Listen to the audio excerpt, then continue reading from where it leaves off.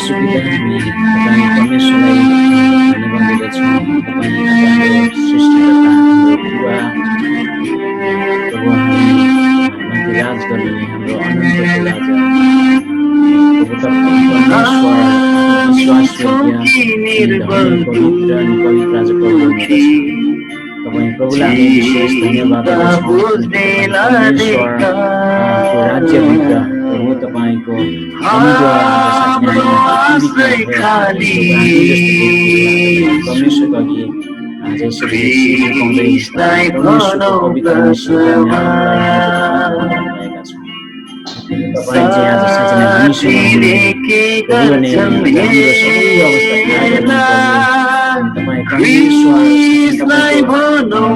नजरमा छत्र छाना जसरी हामीलाई राखिदिनुभएको छ। प्रभु हाम्रो मूर्खतामा पनि तपाईँ परमेश्वरले साथ दिँदै सबै साँच्चै नै परमेश्वरले आज स्वीकार गरेर प्रभु आज हामीलाई प्रभु आजको दिन जुन उद्देश्यले तपाईँले बनाउनु जति पनि हामी आशाको घर मण्डलीका हामी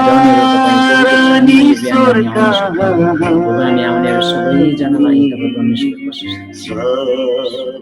धन्यवाद छ प्रभु। अनि विशेष गरी यो समय धन्यवाद दिँदछौँ हाम्रो माझमा हाम्रो पास्टर एरिकलाई तपाईँ परमेश्वरले ल्याइदिनु भएको छ।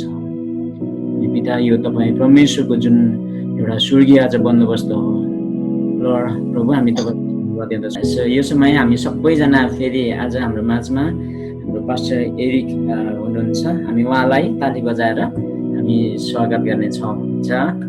Pastor Eric, welcome. Thank you, Pastor Narbu. Yeah. You ready? Yeah. This morning I want to talk about finding hope in the lament. Okay. यो बिहानै तपाईहरुको माझमा हामीले है हामी जब बिलाप गर्दै गर्दा हामी एकदमै दुःख मनाउ गर्दै गर्दा त्यहाँ चाहिँ हामीले परमेश्वरलाई कसरी पाउने भन्ने विषयमा चाहिँ हामी हेर्ने छौं। Finding the mercy of God in the midst of trouble. अनि हामीले चाहिँ विशेष गरी परमेश्वरको त्यो दया है परमेश्वरको त्यो उपस्थिति चाहिँ एकदमै गाह्रो अनि दुःखको अवस्थामा चाहिँ हामीले कसरी पाउने भन्ने विषयमा हामी हेर्ने छौं। Let's go to Lamentations chapter 3 starting at verse 19. तपाईहरुले यो बिलापको पुस्तक 3 अध्यायको 19 बाट हामी आज हेर्ने छौं है। तपाईहरु जानुस् त 3 अध्यायको 19। Lamentations was written by Jeremiah and he was called the weeping prophet. अनि यो बिलापको पुस्तक हामीलाई थाहा भएको छ यो चाहिँ विशेष गरी यर्मिया भन्ने अगमवक्ताले लेखिएको हो र यर्मिया अगमवक्तालाई चाहिँ बाइबलमा एकदमै रुन्चे अगमवक्ता भनेर मानिलिन्छ। His life was one of suffering and yet he found God's mercy in the midst of suffering. अनि विशेष गरी यो अगमवक्ताको जुन चाहिँ जीवन हामीले हेर्यौं भनेदेखि उसको दुःखै दुःख है एकदमै कष्टले भरिएको छ तर पनि ऊ यस्तो कष्टमा जहिले पनि रुनु पर्थ्यो तर त्यो बेलामा चाहिँ उहाँले आज परमेश्वरको साथ अनि अनुग्रहको महसुस गरेका हुनुहुन्छ।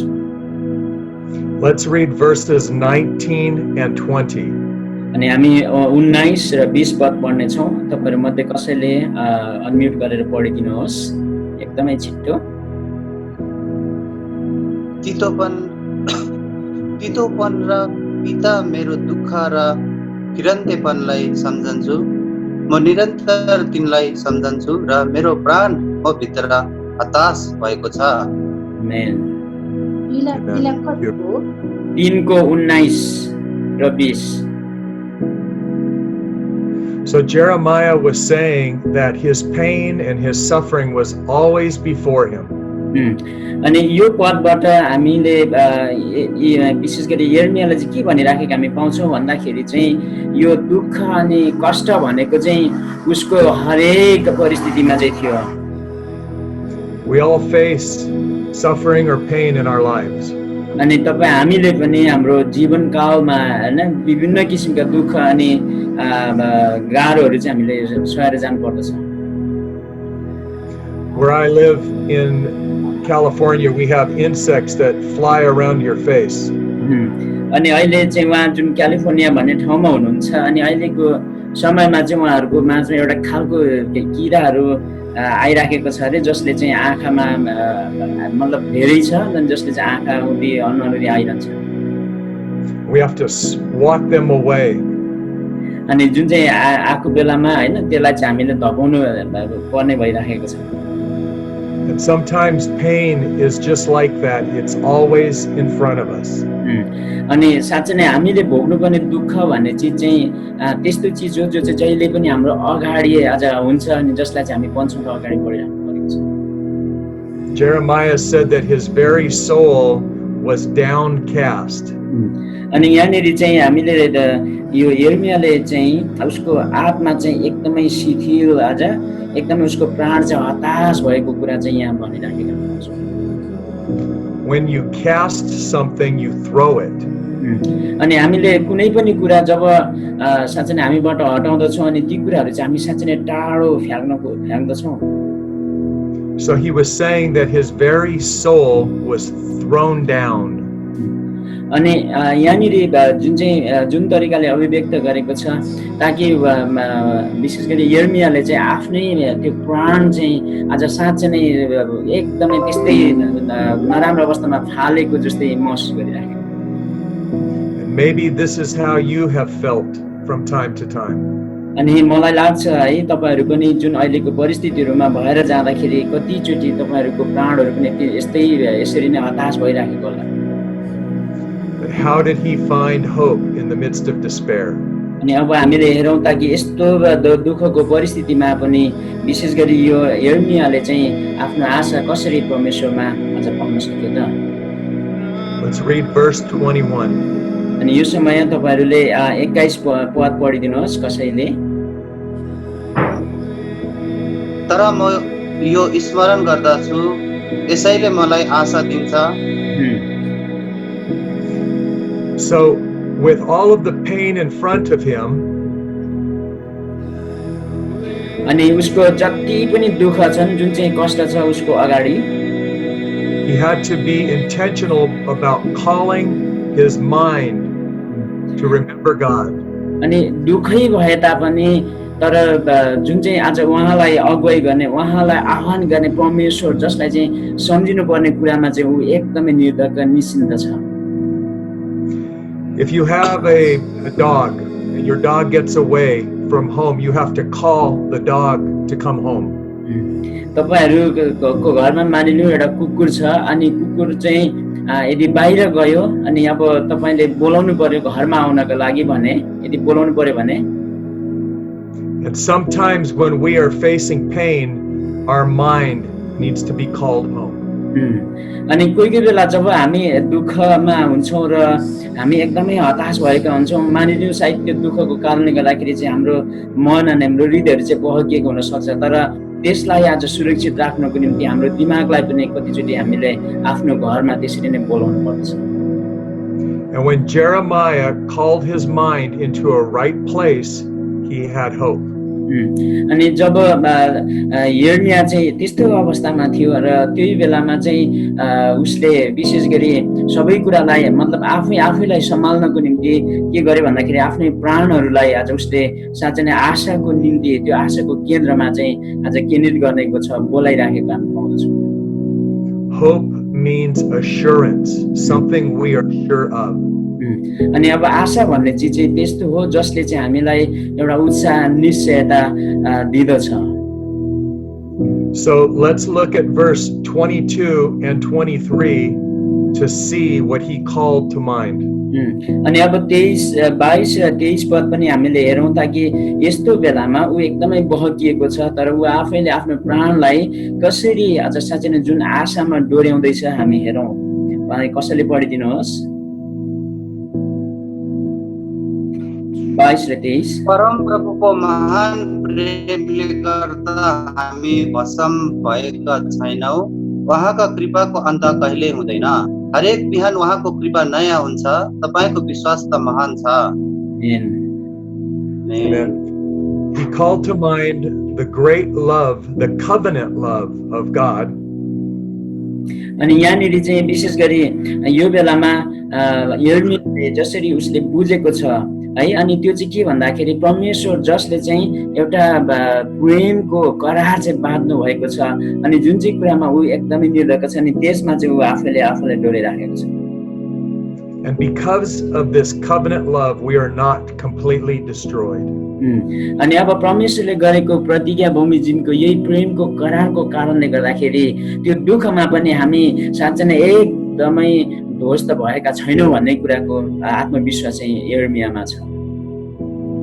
And he recalled that God's compassion, his kindness never fails. अनि अब यहाँनिर उसले आफ्नै प्राणलाई यसरी सान्त्वना दिइराखेको छ ताकि परमेश्वरको जुन चाहिँ अनन्तको कृपा हो अनि त्यो कहिल्यै त्यसको चाहिँ अन्त हुँदैन, त्यसको चाहिँ कुनै हालतमा त्यसको अन्त हुँदैन भनिकन बोलिराखेको छ। He says the love and the compassion of God is new every morning.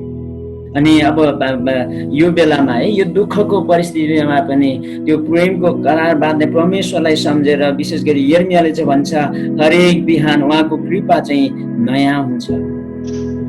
Just like the manna for the Israelites to eat just enough for every day, God's faithfulness is enough for every day.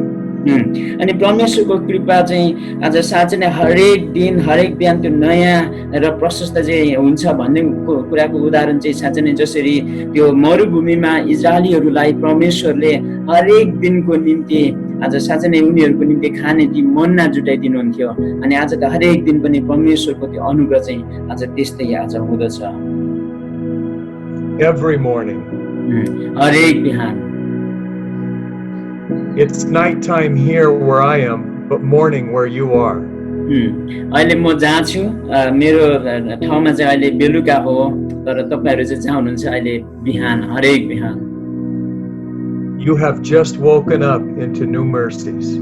अनि अहिले तपाईहरु जसरी बिउतनु भएको छ, उठ्नु भएको छ, अनि तपाई चाहिँ परमेश्वरको नयाँ कृपा पाउनको निम्ति आजको दिन तपाईले पाउनु भएको छ। And he recalled to mind God's great faithfulness. अनि अब यहाँ यिर्मियाले चाहिँ उसको त्यो बहकिएको त्यो एकदमै शिथिल आत्मालाई उत्साह दिनलाई उ आफैले आफूलाई आज प्रभुमा बोलाइराखेको छ। Let's read verse 24. अनि यिर्मिया 3 को 24 पद, यिर्मिया 3 को 24 पद कसैले पढिदिनुहोस्। मेरो प्राणले भन्छ परमप्रभु नै मेरो सर्वस्व हुनुहुन्छ, यसै कारण म धैर्य साथ उहाँको प्रतीक्षा गरिरहन्छु। Amen. Amen. Thank you. Thank you. Notice Jeremiah has to talk to himself. अनि अब यहाँनिर हेर्नुहोस् त विशेष गरी जुन यिर्मिया जसको प्राण चाहिँ अलिकति मासतिर भन्दछ उ चाहिँ एकदमै हताश भएको छ, तर त्यही प्राणलाई आज साँच्चै नै जगाउनको निम्ति उ आफैसँग कसरी बोलिराखेको छ हेर्नुहोस् त। He's speaking to his soul. उ आफैले आफ्नो प्राणसँग आफैसँग यसरी बोलिराखेको छ। And he says that is enough. अनि यहाँनिर भन्दछ परमप्रभु नै मेरो सर्वस्व हुनुहुन्छ। Romans chapter 8 says if God is for us, who can be against us? अनि हामीले रोमी 8 अध्यायमा त्यहाँनिर हेर्यौं भनेदेखि यदि परमेश्वर चाहिँ हाम्रो पक्षमा हुनुहुन्छ भनेदेखि हाम्रो विरुद्धमा को हुन सक्छ? Romans 8 says nothing in all creation will separate us from God's love. अनि हामीले त्यहाँ 8 अध्यायमा हामीले त्यहाँनिर हेर्यौं भनेदेखि त्यहाँनिर भनेको छ है परमेश्वरको प्रेमबाट कुनै पनि कुराले आज हामीलाई अलग गर्ने छैन। And then Jeremiah, because of that, said that he would just wait for God.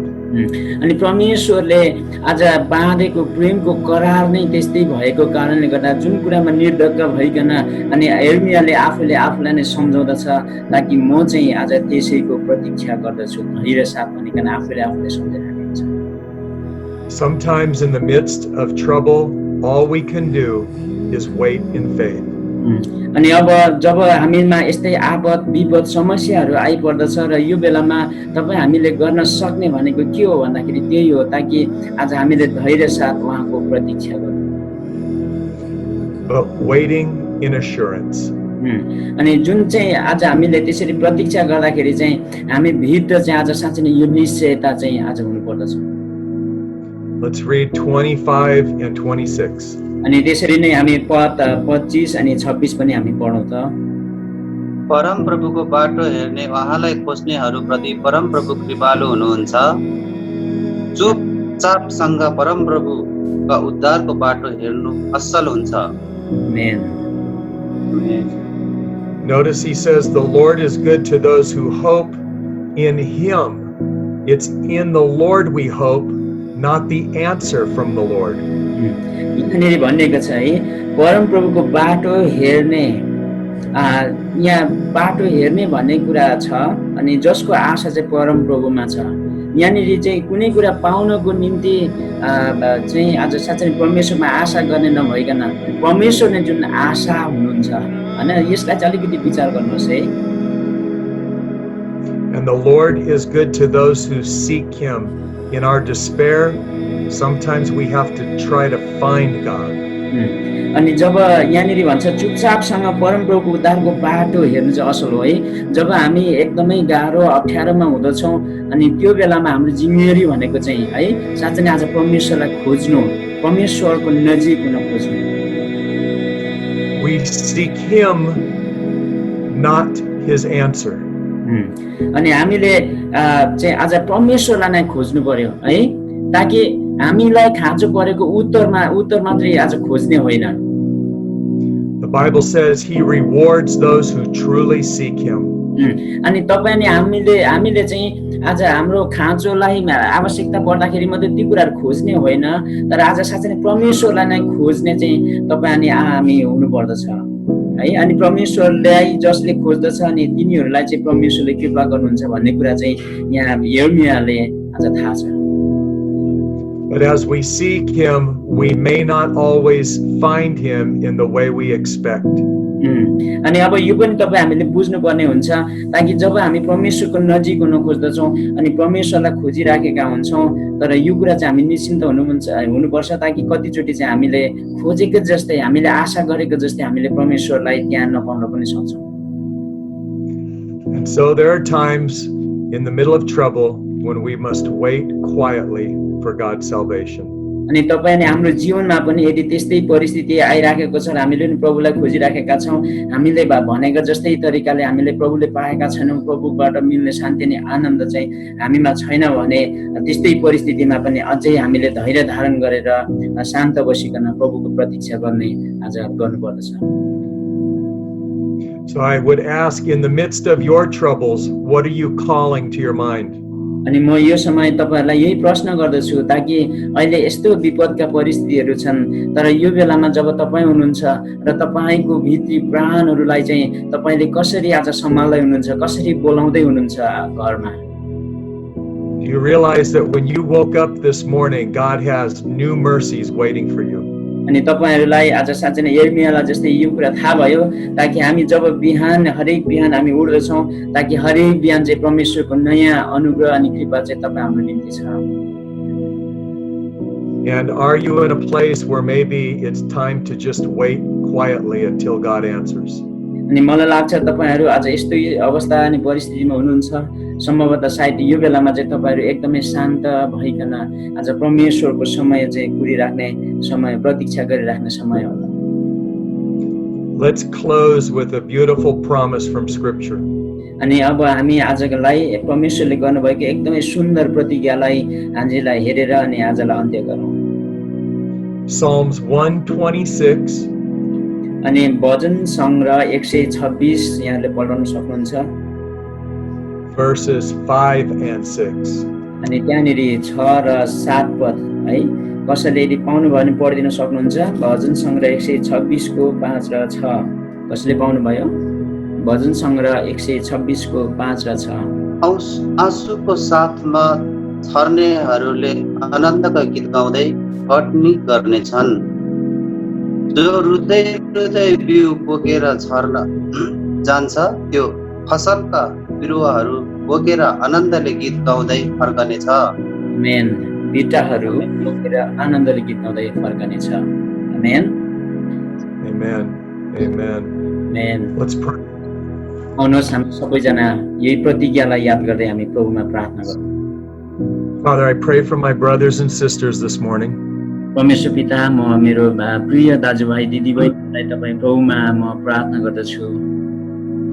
I pray that whatever situation they are in, अनि प्रभु आज जे जस्तो परिस्थिति साँच्चै नै आज दाजुभाइहरूको माझमा दिदीबहिनीहरूको माझमा यो बेलामा छ, I pray that they would find hope in the midst of their lament. अनि यो बेलामा आज साँच्चै नै यो एकदमै हताश हुने समयमा साँच्चै नै आशा चाहिँ केवल तपाईँ प्रभुमा आज उहाँहरू सबैजनालाई आज पाउनुहुन्छ। I pray for them to have the mind of Christ. अनि म तपाईँ प्रभुमा आज तपाईँ येशूको जस्तै मन अनि हृदय आज बुद्धि आज हुन सकोस् भनिकन म प्रार्थना गर्छु। I pray that they would live in the new mercies you have for them today. हरेक दिन आज उहाँहरूको निम्ति राखिदिनु भएको त्यो दिनको अनुग्रहमा चाहिँ आज उहाँहरू बाँच्न सक्नुभएको होस्। I pray that after they've done everything, they can wait patiently for you. अनि प्रभु म तपाईँमा प्रार्थना गर्दछु ताकि आज उहाँहरूले आफ्नो जिम्मेवारीहरू पुरा गरेर अनि तपाईँ प्रभुमा एकदमै धैर्य साथ पर्खने व्यक्तिहरू हुन सकेका होस्। Father, I pray that where they have gone out with tears, they will return with joy. अनि जसरी आज भजन लेखकले भनेको जस्तै रुँदै रुँदै बिउ बोकेर आज छर्न जानेहरू चाहिँ फसलका बिटाहरू बोकेर आनन्दले गीत गाउँदै फर्कनेछ। I pray that you give them every blessing in Christ and kingdom success. अनि यसरी नै म यहाँका दाजुभाइ दिदीबहिनीहरूको निम्ति प्रार्थना गर्दछु ताकि प्रभु तपाईँ परमेश्वरको राज्यको यो महिमामय काममा आज उहाँहरू सबैजनालाई यसरी नै सफलता दिनुहोस्। Thank you, Father, in Jesus' name. धन्यवाद छ माग्दछु आशिष जीवित येशू। Amen. Thank you so much.